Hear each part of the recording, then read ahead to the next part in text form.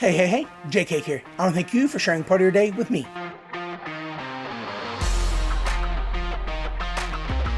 Well, we're here to review week 11, and I tell you one thing.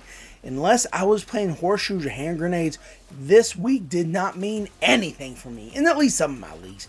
It's unfortunate to be so close to something that really you can't get because there's nothing else you can do, because there's no one else on your team that can accumulate stats. Oh man. Let's go ahead and get to the frustration. We're going to start with the Kent Murphy Dingers. This week, I was going against the number one team in the league. I was number two team in the league. We talked about potentially being the number one team in the league after this week, and unfortunately, I am not the number one team in the league this week. I lost 4 categories to 5 categories. The one category we tied in was strikeouts, and I needed Carlos Rodon to get me one more strikeout. Instead, he gave me one more home run. That's right. It's bad when pitchers have home runs, unless they're Madison Bumgarner or Bartolo Colon. I love Bartolo Colon. I miss him.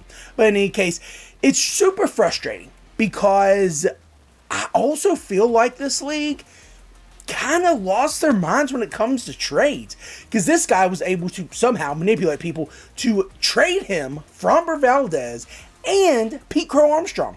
And what he gave away? Chris Bassett, Jeremiah Flaherty, and Jason Dominguez. Yeah, I don't really think that was a lot to give up for those guys. Especially because one of them was a 1-for-1. Framber for Jason Dominguez, I don't care if you're a Yankees fan or not, that's not a good trade. And of course, Framber had, I think, 11 strikeouts this week. Of course. But yeah, I'm the one that apparently asks for bad trades or proposes bad trades.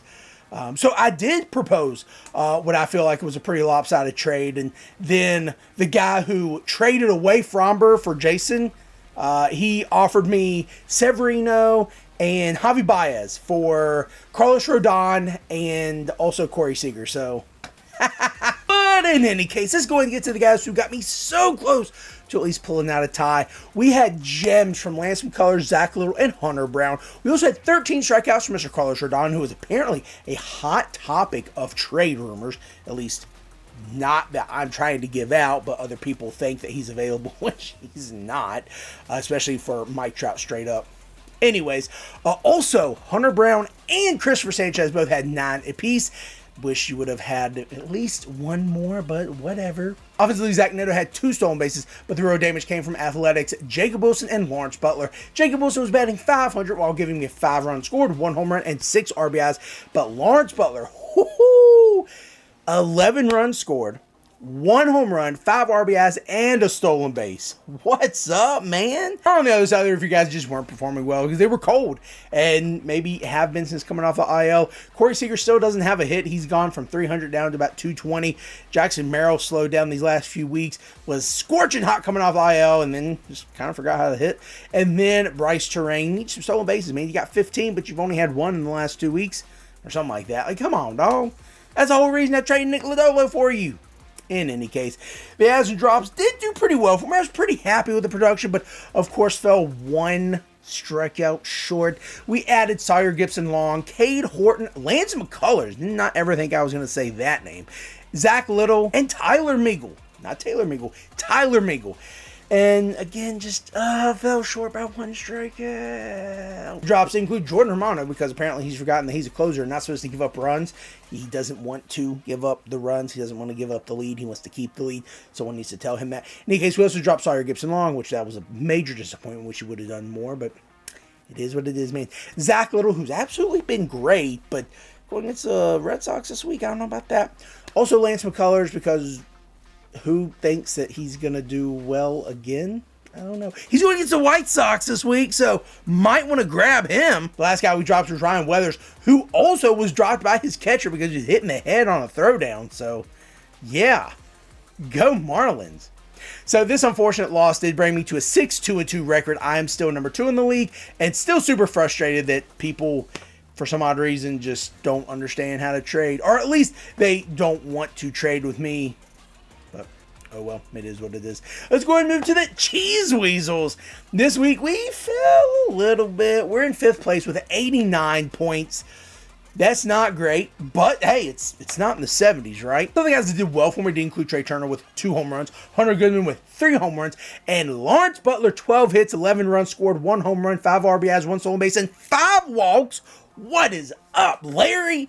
We also had a boatload of strikeouts, 15 from Paul Skeets. He has a sub-1 ERA and a sub-1 whip, and you came away with those numbers with a loss. Just 1 loss. Thankfully, it wasn't 2, but how bad are the Pirates, except when I have a pitcher going against them?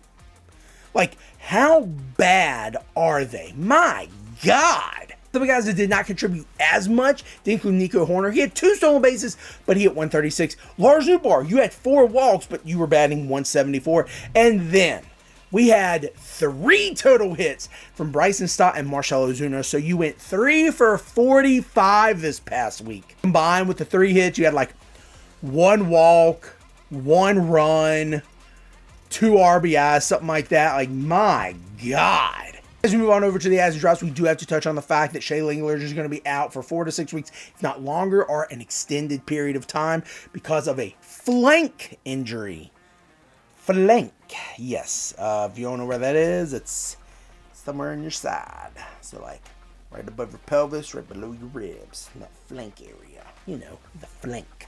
In any case, he'll be out for a period of time. So we did add Hunter Goodman. We also added Sal Frelick, give us a little stolen base help because Victor Scott wasn't doing it for us.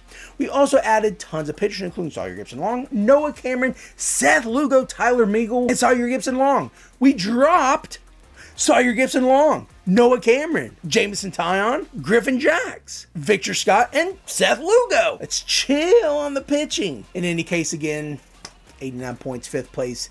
I'm not worried about it. Once we get to like the last month of the season, that's when I'm going to start to worry a little bit. But by that time, we're going to have more wins, more saves, more holds. Not as many losses, blown saves. We're going to have a lower ERA, lower whip. Fingers crossed. Let's move on to the Fantrax League, where this week was just not a great week for me. We didn't have as good of performances from the offense, and I think that's what really hurt us. Yes, the pitching let us down, but unfortunately we did lose 430 to 474. This dropped us to 8-3, so we went from first 3 weeks ago to second 2 weeks ago, and now this week we are third. Still plenty of time, but, you know, let's stop losing. This is twice in the last 2 weeks, which is not good. But in any case, our top scorer was Jethro Flaherty with 49, Freddie Peralta then 33. We had 4 guys get 20 points. Only 4 guys. That's not great. Offensively, Gavin Sheets only got us 8 points. Josh Lowe only got us 6 points. Then we only had 4 points. Yanier Diaz and Carlos Santana got me 1 point. Come on, man. Pitching wise, Tyler Malley only got me 9. Ooh. Even worse than that, Bryce Miller only got me 3.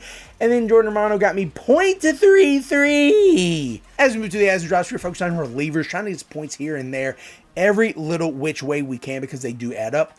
We added Will Vest, Abner Uribe, and Brian King. We also added Mr. Michael Lorenzen because I'm thinking, hey, man, he's got a 2-start this week. The first one coming against the Cardinals and the second one coming against the White Sox. You going to do well. You got throttled by the Cards. So I was like, dang, dude. And then he wasn't supposed to start on Sunday. So I'm like, okay, see you, dude. Yeah, well, you did start. Had I had you, you would have gotten me like 25 points. You got 7 strikeouts. That guy who beat me by 1 strikeout picked up Mr. Michael Lorenzen. 7 strikeouts. Oh, I'm so sick. Anyway, other drops, including Michael Lorenzen, did include Eric Fetty and Jordan Romano and Randy Vasquez. So, again, unfortunately, we're sitting at 8-3. We just have to get our pitching, have to get our hitting back in line. There are a few guys that just are letting us down. My boy Connor Norby just not doing it for me. Nate Lowe, never know when to start you because you're hitting 220, but you got 40 RBIs. Your OPS is like 640, 650, but like tonight I didn't start you. You popped a home run. Cool. Anyways, let's go ahead and move to the ESPN leagues. We're going to start with the Peach Creek Purgatory, where we improved to 10-1 with a 1,002 to 890 victory. Leading scorer was Ketel Marte with 72, followed by Trey Sherman with 61. Then my boy Brent Rooker with 55. And the first pitcher, only one over 50 points, was Freddie Peralta with 51. Guys, didn't do as well for me. Mr. Corey Seager, you got me 2 points. Kyle Leahy, you got me 0 points. And Jordan Romano, thank you, sir, you got me -2. What? Now let's move to the adds and drops. We added nobody because I feel like we have a pretty good team. We dropped Steven Matz, who promptly then proceeded to get like a win or a hold or something like that and got like double-digit points. Like he got strikeouts, some innings pitched, and so forth. Cool. And then Kyle Leahy. Now let's go ahead and move to the South Harmon Institute Technology, where unfortunately this was another loss for me. 7 categories, 9 categories, 2 categories, bringing us to 91 wins, 70 losses, and 37 ties.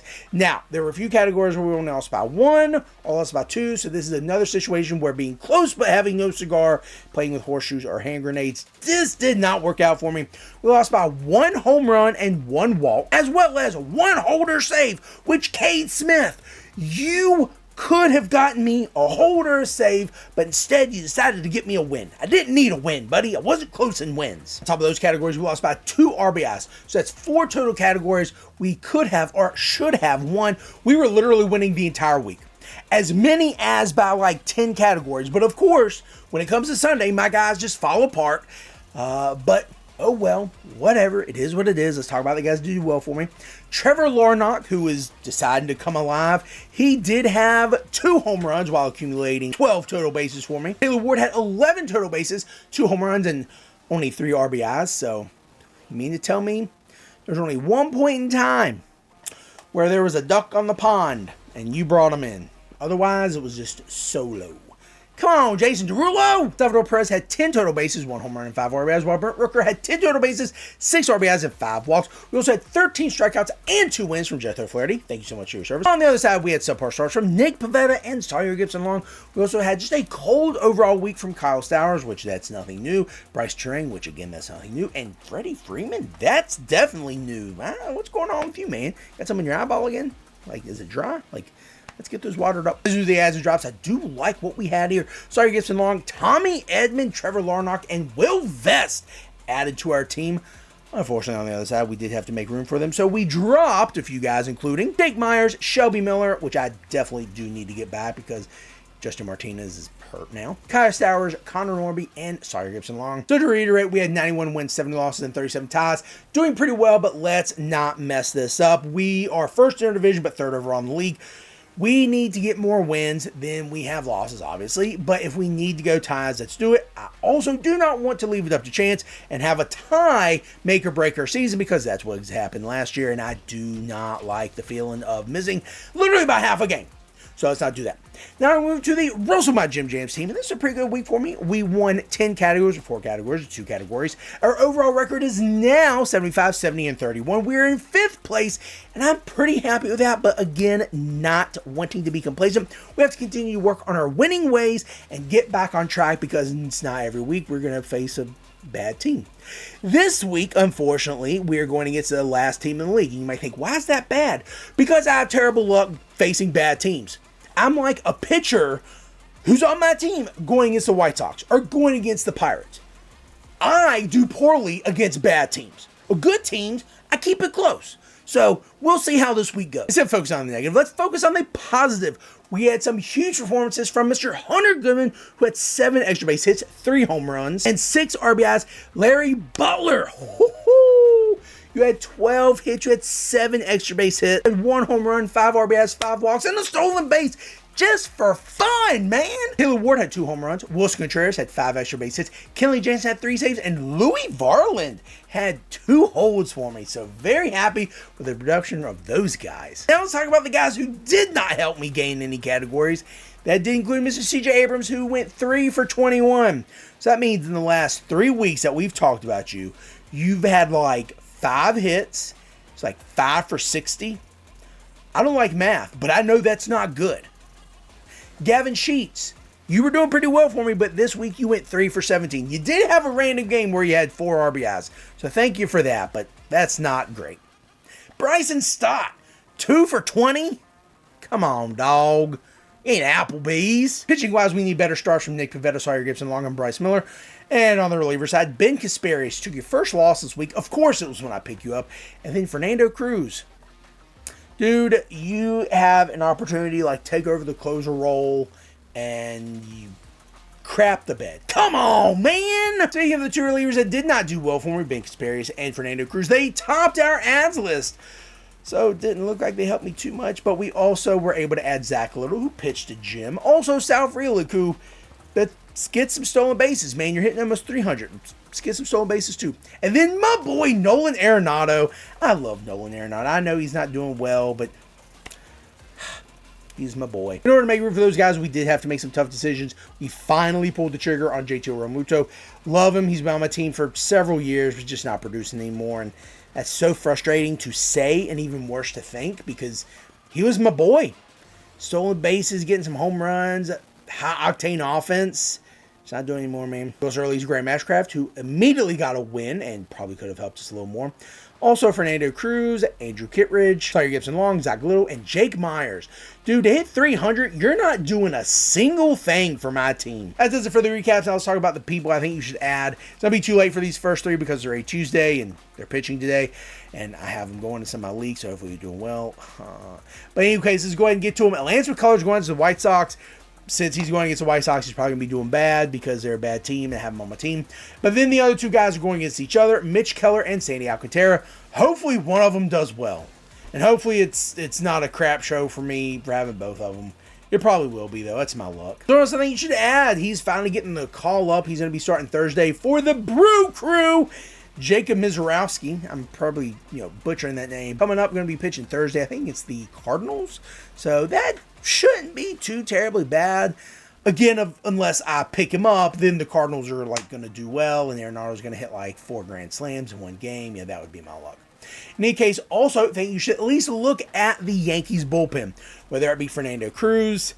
You see how well that worked out. Mark Leiter Jr. is also a good option. He also recently gave up 4 earned runs to the Dodgers in 2/3 of innings, so that's not great. But I think he does have the most strikeouts in the Yankee bullpen, so something to be looking out for. Another bullpen to be looking at is the Phillies bullpen because Jordan Romano, again, forgot how to pitch. So they are talking about potentially moving Taijuan Walker to reliever. So that could be good or that could be a terrible idea. Ryan Belta. Kerkering is also an option for you. Matt Stram is probably going to be the go-to, but the Nicolas Cage lookalike, I think he's lost his edge a little bit. So my guess is going to be Mr. Taijuan Walker or Ryan Belta. Kerkering might be the best people for you to look at adding. 2 hitters I think you should add, both in the Twins lineup, Trevor Larnach and Ty France. Neither one of them are too sexy, but they're going to be hitting between 250, 260. Both have 30-plus runs, 30-plus RBIs, 5 to 8 home runs each, something like that. They're both either coming off of or in the midst of hit streaks of 8 games, 10 games. I think I saw a report where it's Ty France is in the 8-game hit streak, then went over 4. But he started another one. I think he's up to 4 games as of tonight. So could be 2 guys for you to look at if you're needing some solid production. The last guy I think you should add is going to be another bullpen arm, Shelby Miller, with Justin Martinez having elbow tightness or something like that, and then AJ Puke, of course, being down. Shelby Miller's going to be the guy in that Arizona bullpen. That's going to do it for the ads. Hopefully they're able to help you this week and in future weeks. Maybe not going to be league winners, but could be a consistent source of some production. Hopefully we'll get back on our winning ways and be able to have better trade talks with some of the guys in our leagues. But, we're doing pretty well. We don't have to get rid of anyone. We just like to improve our team if possible. You never have to get rid of someone, but you at least have to stay vigilant, especially on the waiver wire. This is JK, and I want to thank you for sharing part of your day with me.